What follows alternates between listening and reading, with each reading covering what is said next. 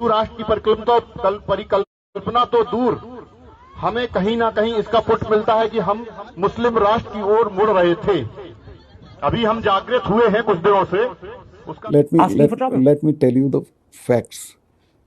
CRPF people asked for aircraft to ferry their people because इतना बड़ा convoy कभी road से नहीं जाता है। आपसे पूछा था? जी, आपसे ये मेरे से नहीं, जो जिससे कंसर्न थे होम मिनिस्ट्री से पूछा। नमस्कार आदाब दोस्तों, ये जो वीडियो आप लोगों ने देखा है, ये वीडियो दिल्ली के जंतर मंतर से सामने आ रहा है, जहां पर हिंदू राष्ट्र को लेकर के एक बार फिर से बवाल करने की कोशिश की जा रही है, लोगों को भड़काने और उनके अंदर हिंदू राष्ट्र का एक तरह से तड़का लगाने की कोशिश की जा रही है। किस तरह से इसका पूरा वीडियो हम आगे आपको दिखाएंगे। साथ ही साथ जो दूसरा वीडियो आप लोगों ने देखा है वो पुलवामा घटना को लेकर के सामने आ रहा है।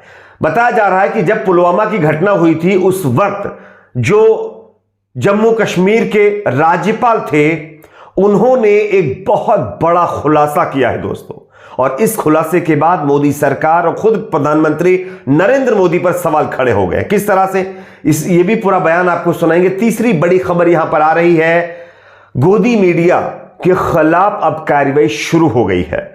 NBDSA ने न्यूज 18 इंडिया के एक एंकर हैं अमन चोपड़ा, इसके खिलाफ कार्रवाई करते हुए 75,000 का जुर्माना इसके ऊपर लगाया है।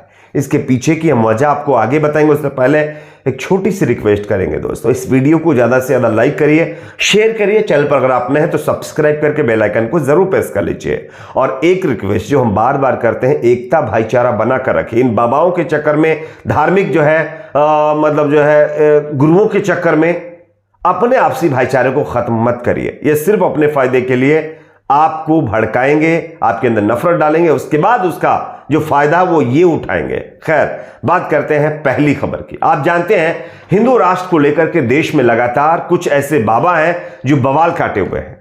इसी कड़ी में न्यू दिल्ली जो हमारे देश की कैपिटल है, वहां पर जंतर मंतर पर भी अब हिंदू राष्ट्र को लेकर के बवाल खड़ा करने की कोशिश की जा रही है और लोगों को भड़काने की कोशिश की जा रही है। किस तरह से, पहले आप इसका एक वीडियो देख लीजिए, उसके बाद इसकी चर्चा करेंगे। देखिए ये वीडियो। हम धर्मनिरपेक्ष हैं, सेकुलर हैं? बताइए, धर्मनिरपेक्ष का क्या मतलब होता है? धर्मनिरपेक्ष अगर होते तो फिर ये मुस्लिम लॉ बोर्ड क्यों होता? अल्पसंख्यक आयोग क्यों होता?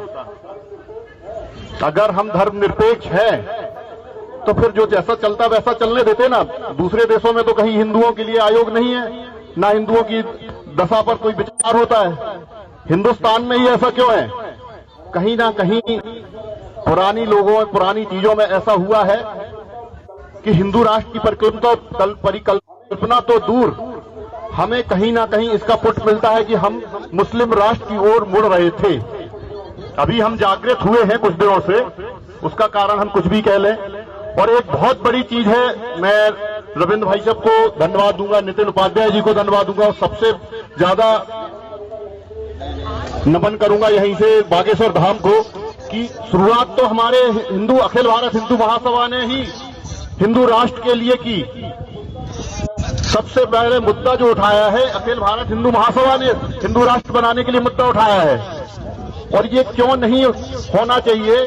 क्योंकि अगर हिंदुस्तान में हिंदू राष्ट्र के लिए लड़ाई नहीं लड़ी जाएगी या हम उसको घोषित नहीं करेंगे तो कहां पाकिस्तान में करेंगे क्या?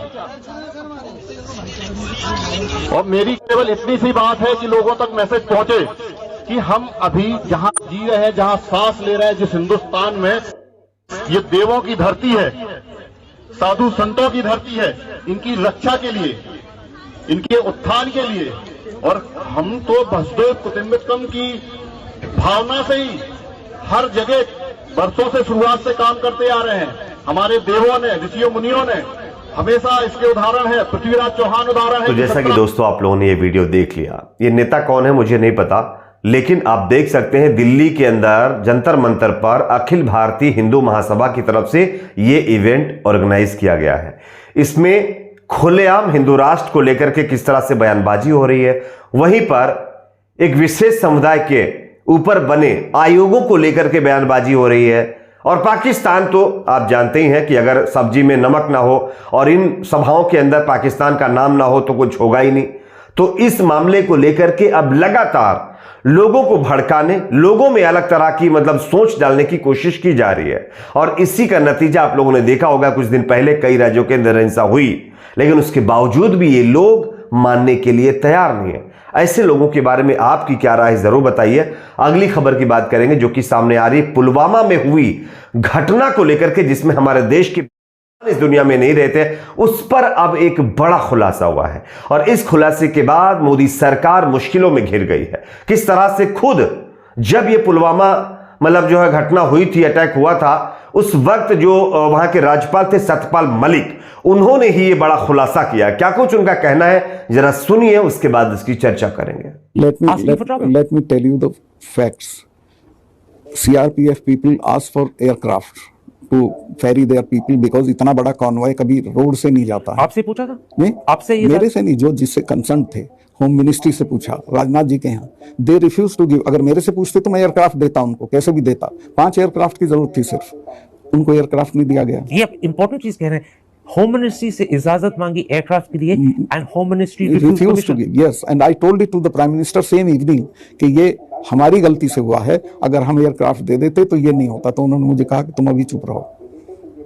मतलब प्राइम मिनिस्टर ने कहा कि हमारी गलती के बारे में, मैंने उनको कहा कि ये हमारी गलती है, और उन्होंने कहा और मैं ये बोल भी चुका था 1-2 चैनल को या इसको, तो उन्होंने कहा ये सब मत बोलो, ये कोई और चीज है, वो हमें बोलने दो। मैं ठीक है। This is again very important. जब आपने प्रधानमंत्री साहब को उसी रात कहा था कि ये हमारी गलती के कारण हुआ कि इन्होंने एयरक्राफ्ट मांगे थे, आपकी होम मिनिस्ट्री ने इजाजत नहीं दी, और प्राइम मिनिस्टर कहा इसके बारे में चुप रहो। In other words, don't let people know we made a mistake.